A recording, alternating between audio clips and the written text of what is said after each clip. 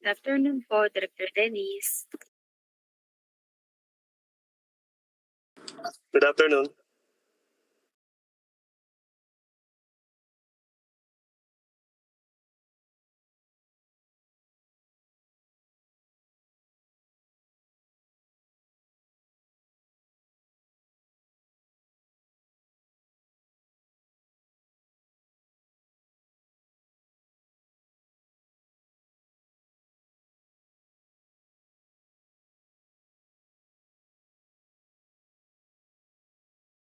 Good afternoon po, Director Tony.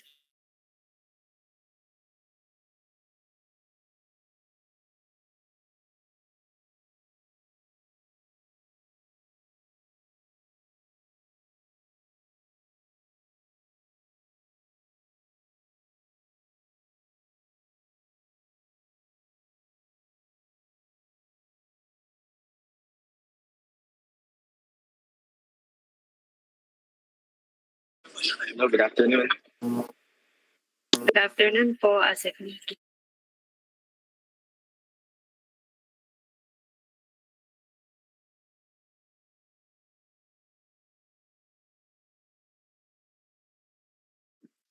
Good afternoon, ma'am. Good afternoon po to the back members. Asek, would you like to start the meeting, sir? Do you have quorum? Yes po, sir. Okay, let's start, please.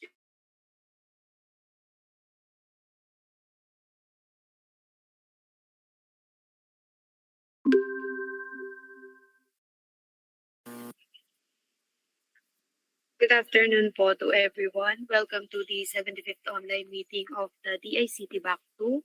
Today is October 17, 2025. Luan, mahina yung mic mo. Hello? Okay na po, sir. Yan, okay na. Thank you. Sorry. Please proceed. Thank you, sir.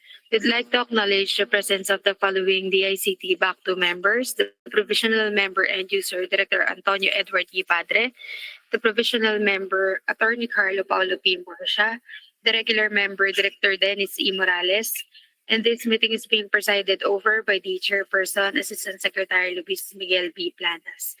With the majority of the back members present, the back secretariat confirms the presence of a quorum. With your permission, Mr. Chair, we will proceed with the presentation of the agenda.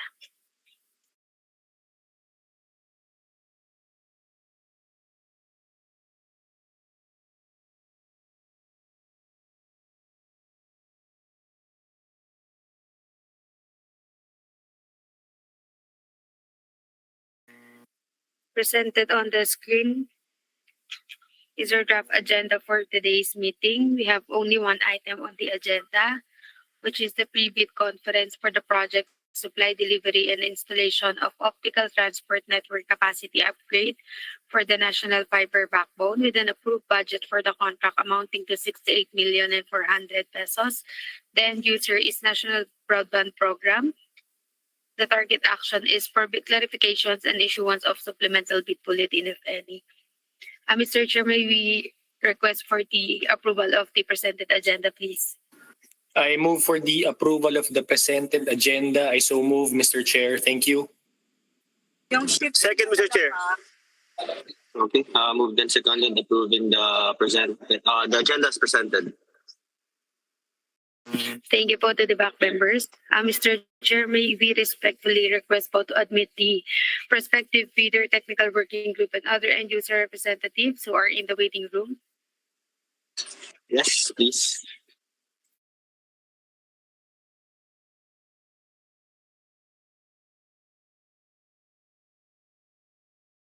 For the information po of everyone, we have a lone prospective bidder who registered for today's pre-bid conference, naming Clark Network and Technology Corporation. We would like to acknowledge the presence of the TWG, the other end user representatives, and the prospective bidder who are in this meeting. Once again, good afternoon po. Please be reminded that this meeting is being recorded for documentation purposes. In the interest of promoting transparency, this meeting will be broadcast live and in compliance with Section 38 of RA 12009, The live stream will be made available on the official DICT YouTube channel, which is the Department of ICT Philippines. With your permission, Mr. Chair, we will now proceed with the presentation of the project. May we call on Miss Jenny Paladal for the presentation, please. Thank you, ma'am. Thank you, sir.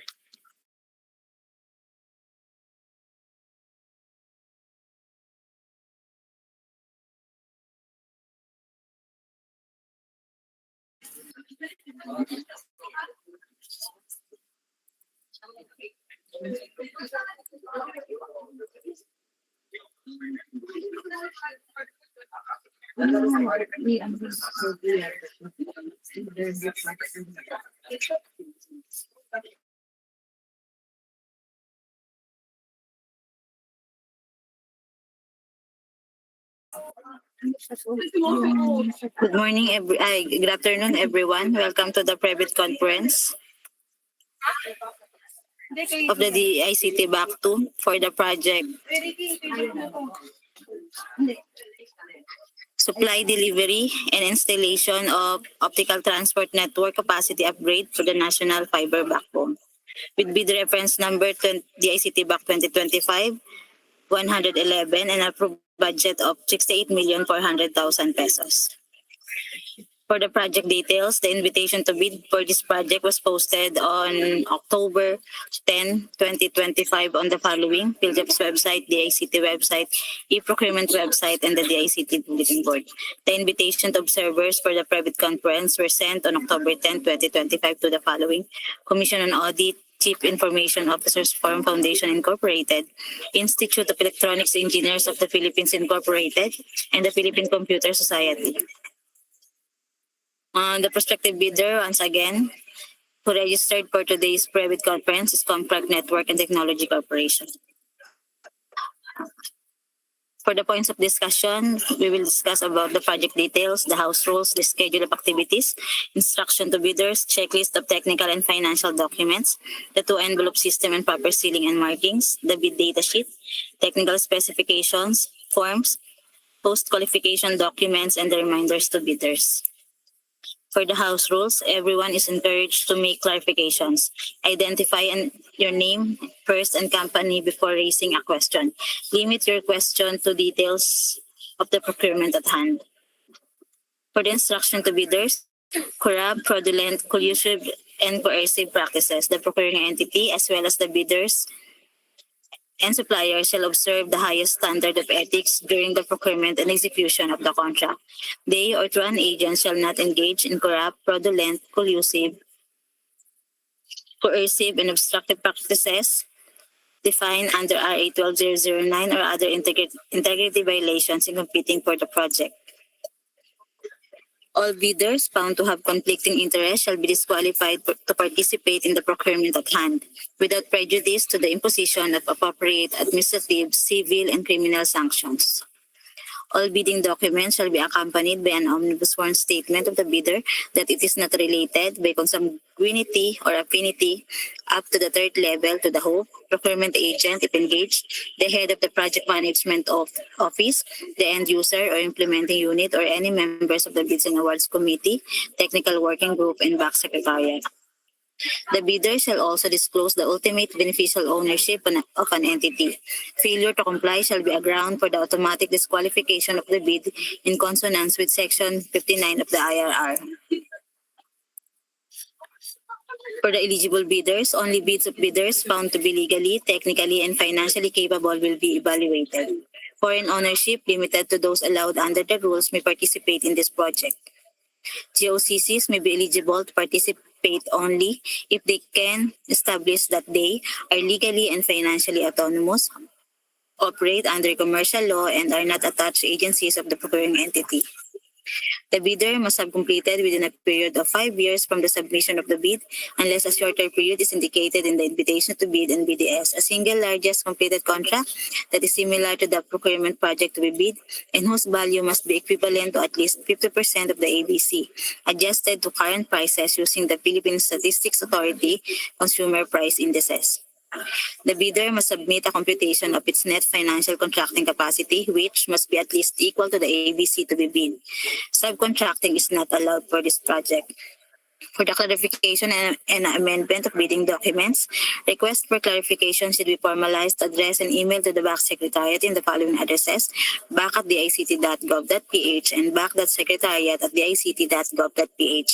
Deadline for the request for clarification is on 19 October 2025 at 4 p.m. Copies of supplemental bid bulletins, if any, shall be posted at the PhilJobs website, the DICT website, and bulletin board at the ICT lobby. For the language of bids, the eligibility requirements or statements, the bid, and all other documents to be submitted to the BAC must be in English. If the eligibility requirements or statements, the bids, and all other documents submitted to the BAC are in foreign Yan, language. Sorry, pabalik dun sa previous slide. Yung may October 19. Yes po. Yes po, dear So Carlo. Sunday ang deadline. Yes So, po, hindi dear ba siya- Carlo. So hindi ba siya mamove to the next working day? Talagang Sunday siya? Set Yes sa po, Sunday. sir. Apo. Ang rules po kasi is 10 days. The deadline for 10 calendar clarification is days. 10 days. Yes po, 10 calendar Okay. days. Sige, Jen, patuloy na. Pasensya na. Thank you, Mr. Okay Chair. po. Thank you po. Again, the language of bids, the eligibility requirements or statements. The bids and all other documents to be submitted to the BAC must be in English. If the eligibility requirements or statements, the bids and all other documents submitted to the BAC are in foreign language other than English, it must be accompanied by a translation of the documents in English. For contracting parties with the opposite convention, the document shall be authenticated through an apostille by the competent authority as defined in Section 20.9.2 of the IRR, except for countries identified by the DFA that will still require legalization or red ribbon by the relevant embassy or consulate. For the documents comprising the bid, technical and financial components. For the technical documents, including the eligibility documents, these are the documents to be submitted: the PhilJobs Certificate of Registration, Platinum Membership, all pages, Statement of SLCC, NFCC computation or committed line of credit, Statement of all its ongoing government and private contract, including contract awarded but not yet started, if any, whether similar or not similar in nature and complexity to the contract to be bid. If applicable, JVA, or in the absence of a JVA, a duly notarized statements from all potential JV partners stating that they will enter into and abide with the provisions of the JVA in the event that the bid is successful. Bid security in the prescribed form and amount in accordance with ITB Clause 16 and validity period under ITB Clause 15. Technical specifications, which may include production or delivery schedule, manpower requirements, or uptill sales, service, or parts, if applicable. Omnibus form statement, and for foreign bidders claiming eligibility by reason of their country's extension of reciprocal rights to Filipinos, a certification from the relevant government office of their country stating that Filipinos are allowed to participate in their government procurement activities for the same item or product. For the financial documents envelope, the following documents is to be submitted: bid form, which includes the bid price schedules in accordance with ITB Clause 13.1, and, if applicable, certificate of domestic preference in accordance with ITB Clause 15, Clause 25. The checklists are also provided for in the posted bidding documents for this project. Payment of the contract price shall be made in Philippine peso. For the bid price, use the proper form for goods offered from within the Philippines or goods offered from abroad indicating price schedule. For the bid validity, bid shall remain valid for the period specified in the BDS, which shall not exceed 120 calendar days from the date of opening of bids. All bids must be accompanied by a bid security in any of the acceptable forms and in the amount stated in the BDS. For the format and signing of bids, bidders shall submit their bids through their duly authorized representative using the appropriate forms provided in Section 8, Philippine Bidding Document Related Forms on or before the deadline specified in ITB Clause 19 in 2 separate sealed bid envelopes. Forms as mentioned in ITB Clause 17.1 must be completed without any alterations to their format. No substitute form shall be accepted. Each and every page of the bid form, including the price schedule under Section 8, shall be signed by the duly authorized representatives of the bidder. Failure to do so shall be a ground for the rejection of bid. Any insertions, erasures, or overwriting shall be valid only if they are signed or initialed by the duly authorized representatives of the bidder. For the sealing and marking of bids, the submission shall be in one mother envelope labeled bid. Inside the mother envelope is two sub-envelopes labeled technical component envelope and financial component envelope. Inside the technical component envelope are three sub-envelopes labeled technical component original, duplicate, and triplicate copy. And on the financial component envelope, this must contain subfolders which labeled financial component original, duplicate, and triplicate copy.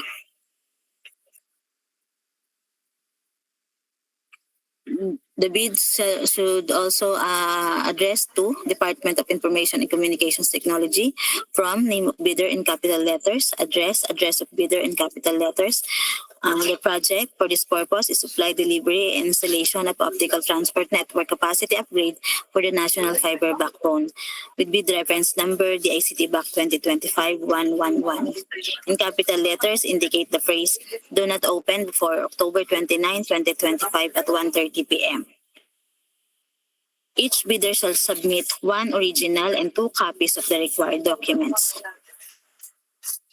For the deadline for submission of bids, it is on October 29 of 2025 at 12 p.m. And the opening of bids is on the same day at 1:30 p.m.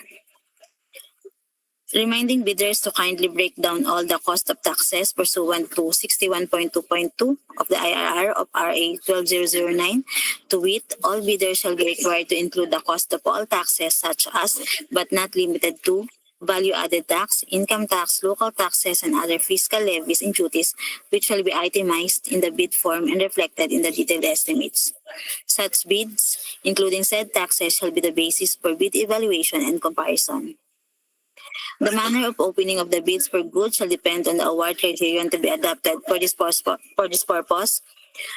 The manner of opening of the bid shall be the lowest calculated and responsive bid, and the BAC shall open the technical and financial proposals on the same day.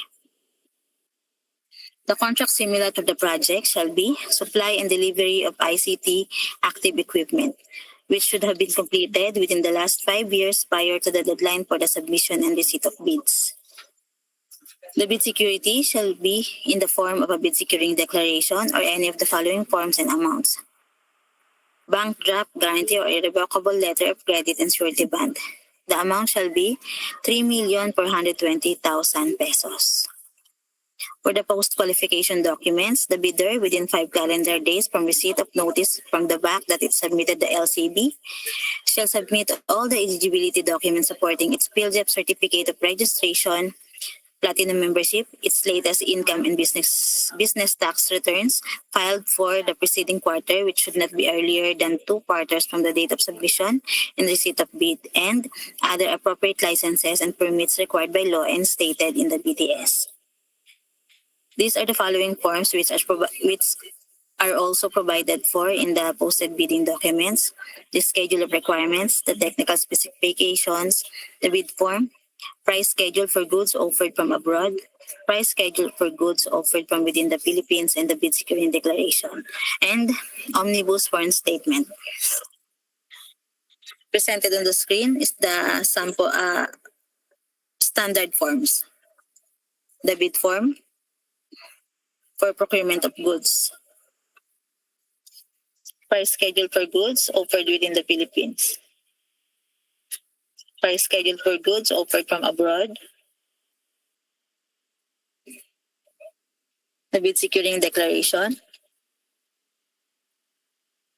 the omnibus foreign statement, schedule of requirements.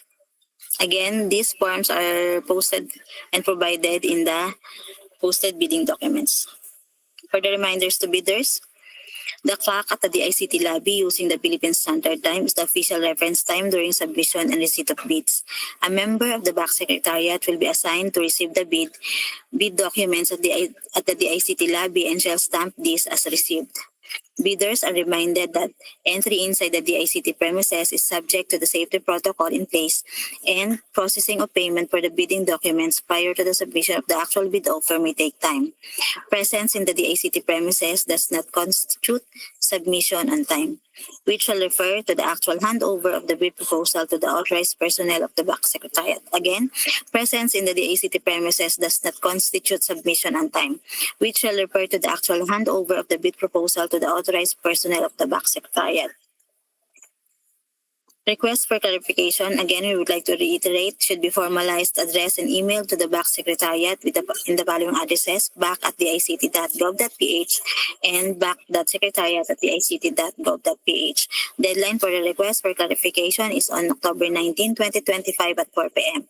Copies of supplemental bid bulletins, if any, shall be posted at the PhilJEP's website, the DICT website, and bulletin board at the DICT lobby. These are the common causes of ineligibility and disqualification. Please, for the prospective bidders, take note. Invalid PhilJEP certification and underlying supporting documents. Pursuant to Section 20.2.9.1 of the IRR of RA 12009, all Class A eligibility documents indicated in Annex E of the PhilJEP's registration certificate platinum membership must be current, valid, and updated at the time of bid submission.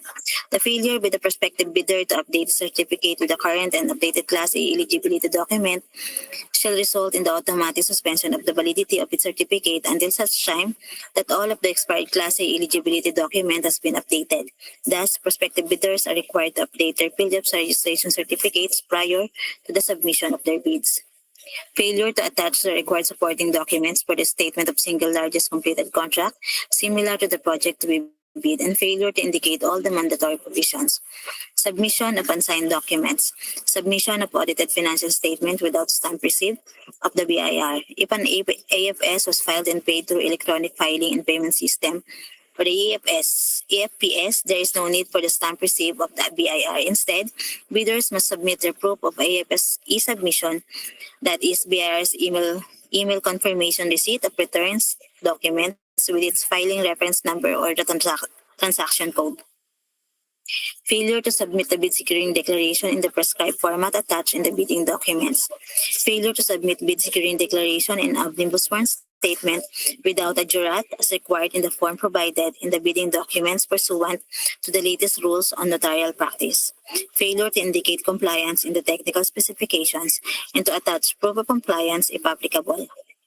For submission of bids through courier service, bidders are reminded the courier service personnel must submit the bid proposal to a personnel of the back secretariat division at the office address provided in the posted bidding documents. Bid submission or proposal left by the courier service personnel at the lobby guard or any other personnel or staff aside from the authorized back secretariat personnel will not be considered submitted for purposes of bid opening. The responsibility to ensure that the courier service personnel submits the bid proposal to the authorized back secretariat personnel is the sole responsibility of the prospective bidder. Again, the responsibility to ensure that the courier service personnel submits the bid proposal to the authorized back secretariat personnel is the sole responsibility of the prospective bidder. For the APROC bidding guide for the bidders who will choose to purchase the bidding documents using the e-procurement system, these are the video guide.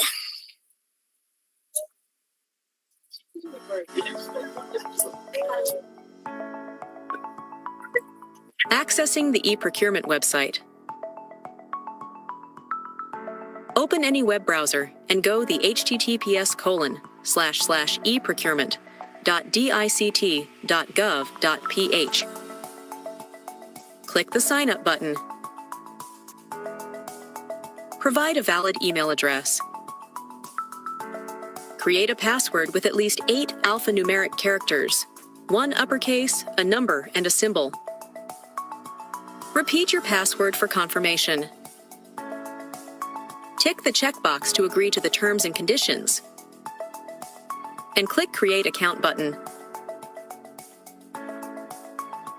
open the email account that you provided during registration. Check your inbox and verify your account by following the instructions in the email. Click Activate Your Account button.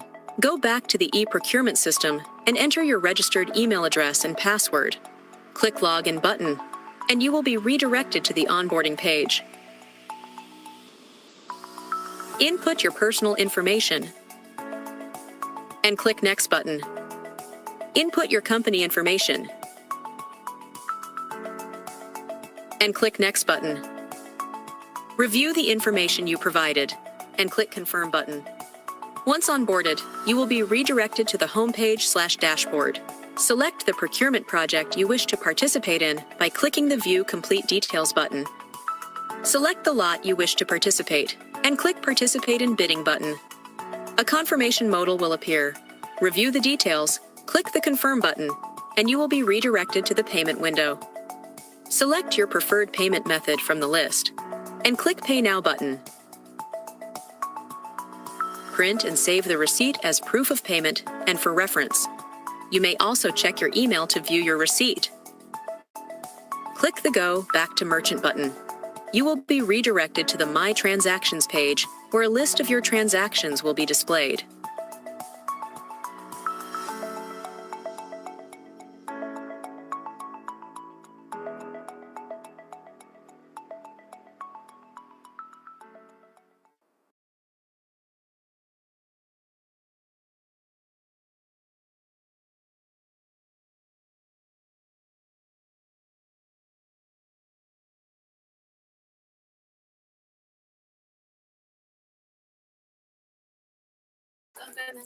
For the technical specifications, we will now give the floor to Miss Doan.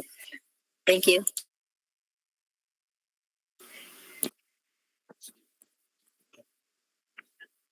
Mr. Chair, and to the back members po, considering that the bidding documents was posted in the PhilJeps to the ACT website and e-procurement, we would like to confirm if the prospective bidder have scrutinized the same document.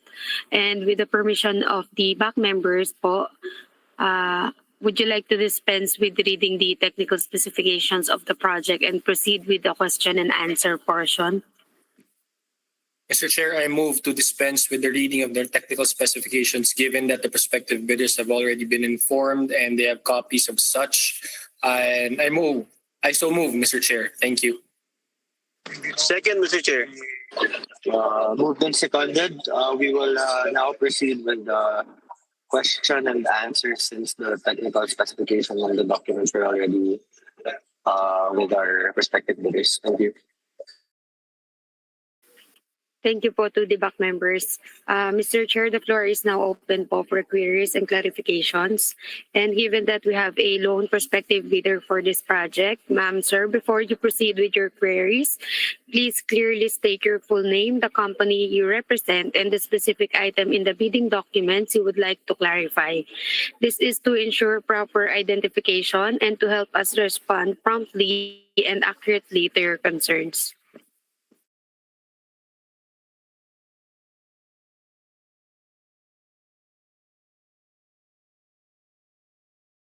Any clarifications po from Clark?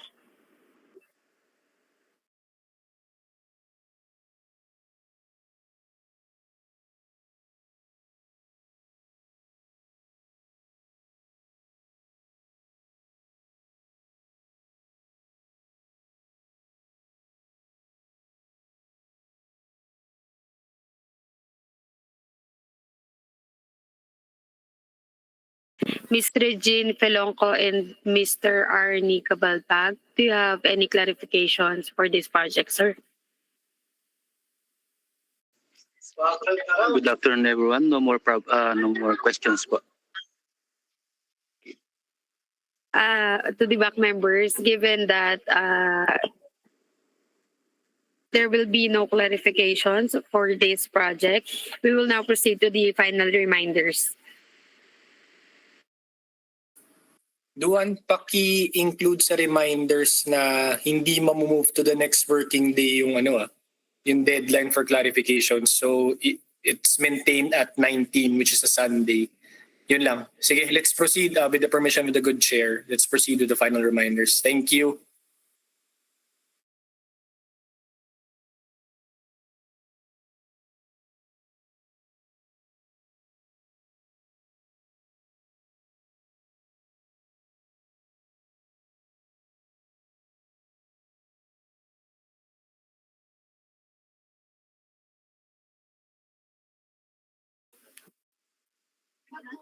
For the final reminders to bidders, the request for clarification should be formalized, addressed, and emailed to the BAC Secretariat at bac@tict.gov.ph and bac.secretariat@tict.gov.ph. The deadline for the request for clarification is on October 19, 2025 on or before 4 p.m. October 19, 2025 po is Sunday. This won't be moved po considering na per rules we are following calendar days po. So regardless po kung weekend, as is po na October 19, 2025, 4 p.m. ang deadline. And for the copies of supplemental bid bulletins, if any, shall be posted at the PhilJEP's website, the DACT website, the bulletin board at the DACT lobby, and in the e-procurement website. Mr. Chair and to the back members, that's it po for the final reminders to bidders. Thank you, sir. Duan, so loan prospective bidder lang yung umattend ngayon, no? Ngayong meeting, tama? Yes po, Direct. To the loan prospective bidder, can you acknowledge that you have been informed? Kung sino man yung representative, can you acknowledge, please? Good afternoon, everyone. I'm Regine Filonco from Complark. Acknowledge po. Salamat. Wala na tayong ibang matters to discuss, Duan? None na po. Okay. Thank you. I move to adjourn this meeting, this pre-bid conference. Thank you, Mr. Chair. I so move. Thank you, Mr. Chair. I second, Mr. Chair. Okay. Thank you, everyone. This meeting is adjourned.